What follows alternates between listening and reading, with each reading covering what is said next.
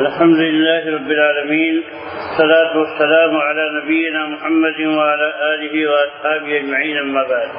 قال رسول الله صلى الله عليه وسلم: ليكونن من أمتي قوم يستحلون الحيل والحرير والخبر والمعازف. رسول اللہ صلی اللہ علیہ وسلم نے فرمایا کہ میری امت میں کچھ ایسے لوگ ہوں گے جو شرمگاہوں کو اور ریشم کو اور شراب کو اور گانے بجانے کی چیزوں کو حلال کر لیں گے.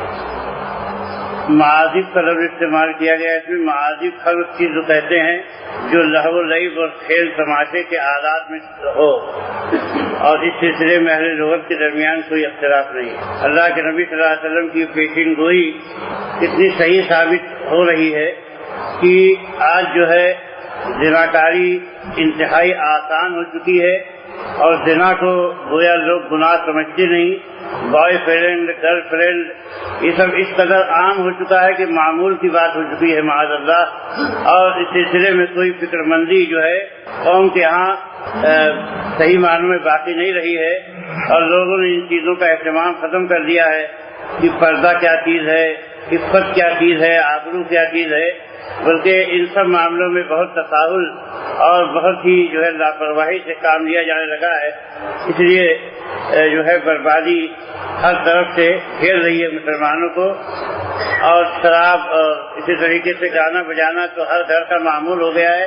کوئی بھی گھر اس سے محفوظ بچا نہیں ہے، اور بلکہ اب تو انسان ہر آدمی کے پاس جو ہے پورا بائسکوپ اور سنیما ہی جو ہے اس کی جیب میں موجود رہتا ہے. بس اللہ ہی جس کی حفاظت فرمائے وہی بچ سکتا ہے، ورنہ بربادی میں پورا معاشرہ ملوث ہے.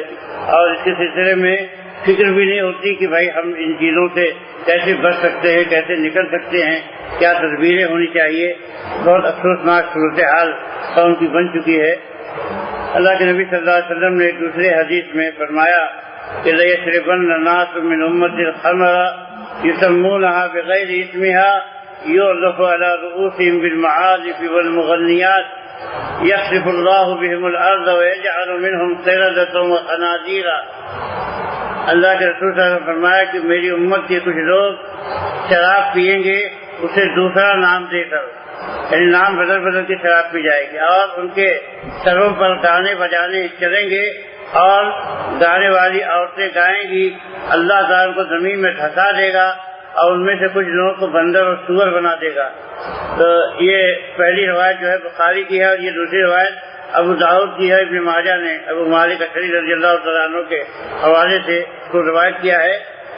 اور اس میں بہت شدید وعید ہے شراب پینے والوں اور گانے بجانے والوں کی، اور گانے والیوں کا ناچ دیکھنے والوں کے سلسلے میں بہت ہی جو ہے سخت وعید بتائی گئی کہ اللہ ان کو زمین میں دھسا دے گا اور ان میں بندر اور سور بنا دے گا. اس سے پتہ چلتا ہے کہ اللہ تعالیٰ کو یہ گانا بجانا کتنا ناپسند ہے اور کتنی مکروہ چیز ہے کہ اللہ تعالیٰ ایسے لوگوں کو اتنی سخت سزا دے گا کہ جو لوگ جو ہے اللہ کا کلام چھوڑ کے، دین کے جو طور طریقے ان کو چھوڑ کر اللہ کی نافرمانی پہ اس قدر کمر بستہ ہو جائیں گے کہ گویا ان چیزوں کو حلال کر دیں گے.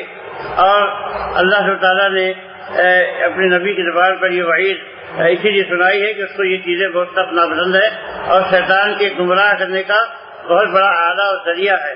حقیقت یہی دیکھیں گے کہ جو لوگ گانے بجانے میں ملوث ہو جاتے ہیں ان کو پھر قرآن میں دھیان نہیں ہوتا ہے، اللہ کے ذکر میں ان کی توجہ نہیں لگتی ہے، اور ہمیشہ جو ہے زندگی میں الٹے سیدھے کام ہی کرتے ہیں، اور کبھی جو ہے بہت ساری توفیقوں سے محروم ہو جاتے ہیں.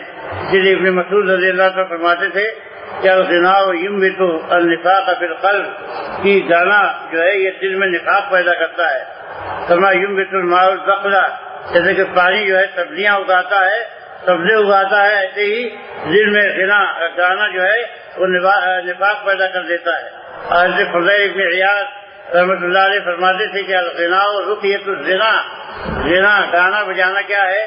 یہ جو ہے زنا کا منتر ہے. کوئی منتر پڑھ کے پھونک دے کہ آدمی تیزی کے ساتھ زنا کی طرف کھنچ جاتا ہے، اور برے اور گناہ کے کاموں کی طرف جو ہے یہ گانے سے ہوتا ہے. اور ضحاک رحمۃ اللہ فرماتے تھے کہ الغنا مفسدۃ للقلب، گانا کیا ہے؟ یہ دل کو فاسد کر دیتا ہے. مسخطۃ للرب، اللہ تعالیٰ کو ناراض کر دینے والا ہے.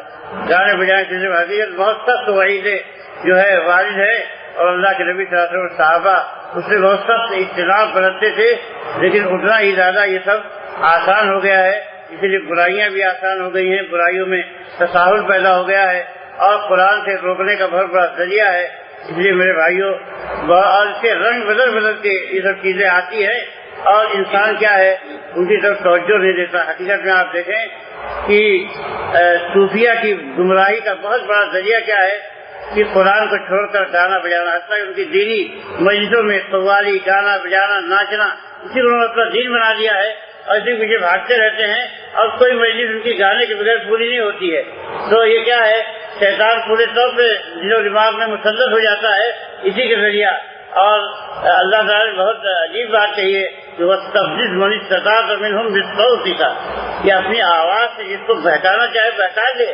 تو مفسرین نے بتایا کہ صرف بہکانے سے آواز سے مراد یہاں گانا ہے۔ تو اتنے بڑے بڑے جو محدثین اور مفسرین اس طرح کی باتیں کہتے ہیں، یہ بہت تجربات پہ مبنی ہے، اور اللہ تعالیٰ نے اس کائنات میں جو نظام و سسٹم بنایا ہے اس کو بہت گہرائی میں جا کر سمجھنے پر جو ہے یہ سب باتیں مبنی ہیں، اور اللہ تعالیٰ ہی کے توفیق سے آدمی صحیح راستہ پاتا ہے، ہدایت کا راستہ پاتا ہے، ورنہ جو ہے گمراہوں کی جو اکثریت ہے، برباد ہونے والوں کی اکثریت ہے، تو برباد ہونے والوں کو دھوکہ نہیں کھانا چاہیے، چاہے وہ کتنے بھی تھوڑے اچھے لوگ ہوں، انہی کی راہ پکڑنا چاہیے تاکہ کامیابی سے انسان ہمکنار ہو جائے۔ اللہ تعالیٰ ہمیں قرآن مجید سے جوڑے، اس کی تعلیمات سے جوڑے، اور ایسی تمام باتوں سے اللہ آپ کو محفوظ رکھے جو اس کی یاد سے، اس کے ذکر سے اور اس کے احکام سے غافل کر دینے والے ہوں۔ اقول قولی ھذا واستغفر اللہ لی ولکم ولسائر المسلمین من کل ذنب، وصلی اللہ تعالی علی نبینا محمد۔